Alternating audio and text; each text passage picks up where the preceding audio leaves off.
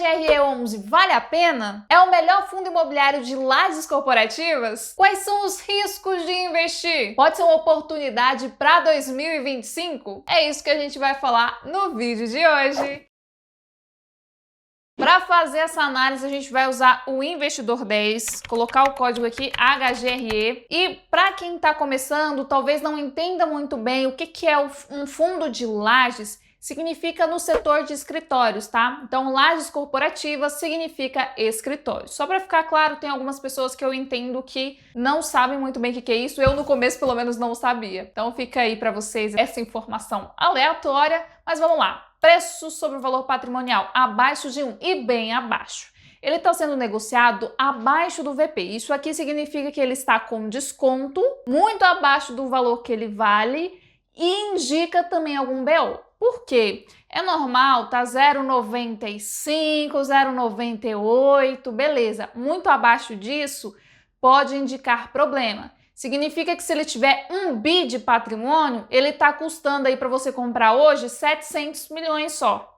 Ah, Mari, só não, né? Realmente, não é um valor tão baixo, mas é um desconto gigantesco. Tem liquidez ok, tá pagando um yield super ok, pagando mais de 9% aí, levando em consideração que quanto mais desconto ele tem aqui no preço, maior fica o yield, porque é inversamente proporcional, tá? E nos últimos 12 meses está caindo mais de 10%. Isso aqui já vai indicando um probleminha pra gente, então vamos analisar. Ele tem 1 bi e 800 de patrimônio e uma vacânciazinha de 18%. Isso aqui já começa a me alertar as anteninhas, os pontos de atenção aqui. Quando o assunto é dividendo, ele tem alguns picos, tá? Então ele tem picos aqui em dezembro e em junho, o que é normal, tá? Normalmente os fundos imobiliários, eles são obrigados a distribuir como forma de rendimento para os investidores 95% de tudo que eles recebem, só que no semestre. Então, às vezes, ele vai mantendo um dinheirinho ali, no final do semestre ele paga um pouco mais. Só que ele é um fundo que desde 2019 não conseguiu ter um grande pico nos rendimentos. Ele saiu de, vamos ver aqui em valores, ele saiu de 74 centavos para 78 centavos em 5 anos. Então eu não vejo isso com bons olhos. O legal é que tem uma escadinha subindo aqui e não uma reta que não mudou quase nada. Se a gente der uma olhada nos últimos 5 anos, o HGRE teve sua, assim, levando em consideração sua valorização, tá? Ele perdeu para o CDI, para o IPCA, para o Ibovespa. O Small não vale, porque aí são empresas de crescimento, não tem nem comparação, né? Mas ele perdeu também para o IFIX e para o IDIV. Então ele perdeu para geral aí. Apesar de que isso não significa tanta coisa no quesito qualidade, é algo interessante da gente dar uma olhadinha, tá? Ele tem aí seus 15 imóveis, tem imóveis no Rio de Janeiro e aqui é um ponto. Primeiro ponto.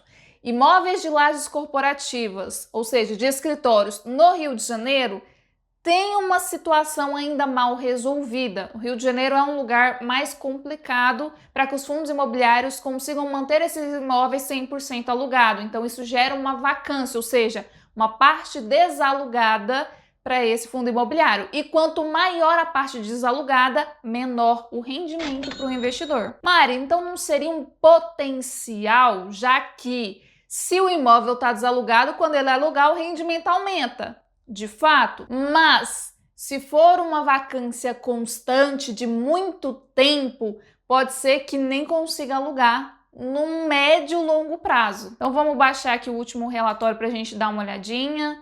Como eu tô gravando mais no começo do mês 9, ainda não temos atualizado. Alavancagem 3%, isso aqui é bom, uma alavancagem bem baixinha, tá? Vacância de 18%, isso aqui é horrível, mas já teve pior. Eu vou aqui para pontos bem específicos que eu gosto de olhar, mas leiam os relatórios, tá? Se você estiver analisando esse fundo imobiliário, vai bem a fundo, lê o comentário do gestor, porque isso é realmente importante. Eu não gosto de ler para não ficar um vídeo muito extenso, mas é interessante a gente ver, tá? Vamos aumentar aqui esse relatório para ver se facilita a nossa leitura. Concentração de receita, 21% vindo de... ativos imobiliários. Então, 21% vindo de um único imóvel. Isso não é preocupante, o que me preocupa é a questão de inquilinos. Vencimento dos contratos, maior parte tá depois de 2027, então tá tranquilo. Aliás, uma grande parte em 2027, mas ainda temos um tempinho até isso, então tá tranquilo. Exposição de locatários aqui. Vixe, concentração de 27% na Vivo. Caramba! 31% na eu esperava uma concentração um pouquinho menor, confesso. Eu tô reagindo assim, é real, tá? Eu não tava preparada para essa concentração aqui, não. Pensei que era bem menor mesmo. E uma concentração de 12%. Nossa, uma concentração gigantesca. Gente do céu, isso aqui é um BO para resolver. Porque se a Vivo, assim, pelo menos, não sei na cidade de vocês, mas na minha cidade eu vejo cada vez menos agências da Vivo físicas abertas. Então, isso aqui pode indicar um ponto extra de que no futuro esse inquilino não continue aqui. Eu não sei, inclusive deixa nos comentários, eu não sei se na cidade de vocês tem as lojas, vou colocar como lojinha da Vivo, mas vocês entendem que não são bem lojas, né? São escritórios da empresa. E 31% e um único inquilino, se esse inquilino falar nessas revisional aqui, ó, porque tem revisional de contrato, se ele falar bem assim, não, meu querido, você não vai aumentar o aluguel, não, o fundo vai ter que negociar, porque 31% vem só dele. Então, assim, nossa, isso aqui pro fundo não é nem um pouco bom. Lógico que quando tem uma concentração maior, o fundo sempre se respalda no prazo do contrato, tá? Então, são contratos, às vezes, por tempo maiores, que trazem uma estabilidade pro fundo, mas isso aqui, pra mim, é muito preocupante, tá? Aqui tá falando a questão de percentual, de monousuários, de torres corporativas e tudo bonitinho. Fala que metade vai ser reajustado pelo IGPM e outra metade pelo IPCA. Isso aqui eu não gosto tanto também, porque o IGPM, na média, tá? O IGPM costuma ficar menor do que o IPCA. Depois da pandemia, isso deu uma invertida. O IGPM continuou mais alto do que o IPCA. Só que, se voltar ao que era no passado, tende a dar uma rentabilidade menor. Tanto que, assim, tá bem meio a meio, é interessante porque dá para pegar essa alta do IGPM aí nos próximas revisionais, que tem bastante revisional, 48% da receita vai ser revista aqui em 2024. O que significa isso?